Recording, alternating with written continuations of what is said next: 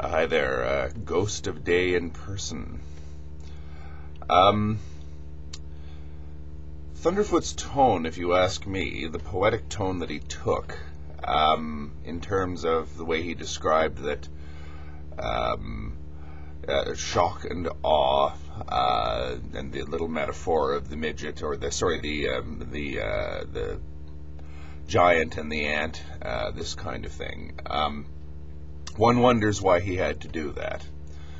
The implication that if things really go nuts, that the Muslims, which was never clarified, would have to rely on us, presumably, the West, to quote symbolic, "Don't include me in your threats, Thunderfoot." They would have to rely on us for their very existence. Now, one wonders why he had to talk like that. It's counterproductive. It doesn't really help anything. It doesn't calm anything down. Not only that, Thunderfoot's message wasn't really saying anything that Arabs don't already know, Muslims don't already know. The average Muslim, the most backward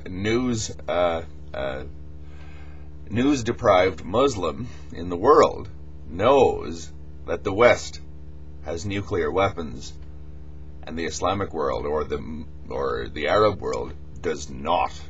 They know this. They know that if they tangle with the West, it'll be pretty much Armageddon if the West actually feels threatened. They know this. It's obvious. And one of the things that I think that most people don't appreciate is how deeply they feel this. The West can do whatever it wants. It can impose its will. It can invade countries. It can coddle Israel. I'm not saying that I agree with that take on anything. I don't want to get into politics. But that's how they see it. They say that the West can do whatever it wants and get away with it. Nobody has to tell them this. They have no means, no military means, no leverage whatsoever with the West. And that, I think, is another massive psychological blow of the U.S. treatment of Iraq. A lot of Arabs believed that at least Saddam Hussein, for all his faults, was capable of standing up to the Americans, which it turned out he wasn't. He just hot air. Now, another thing that I might say is I'm not really all that concerned about how the YouTube community, this little bubble, takes Thunderfoot's words. It's not a big deal. You know, okay, another blowhard on YouTube, so what? What do I care? Well, the honest answer is I don't care. But what I do care is the reception that's going to get out there in the wider world. What effect is this going to have? What effect is this kind of thing going to have on Muslims worldwide who happen to just be surfing the net and see this? As far as hyperbole, you've got to understand how, in a way, the Arab mind works. Far more than us as Westerners with our clinical, analytical way of thinking. Arabs think in poetry and metaphor and simile and in flowery ideas. If you've ever gotten into a conversation with a number of Arabs, actual Arabs, you will see how that takes place. The sense of drama when an Arab speaks is a lot more powerful than when we do.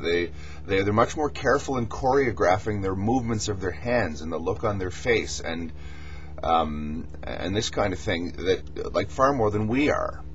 To be well spoken and well read in the Arab world has a much greater respect than it does here. So tone and emotion carry much greater weight with them than with us.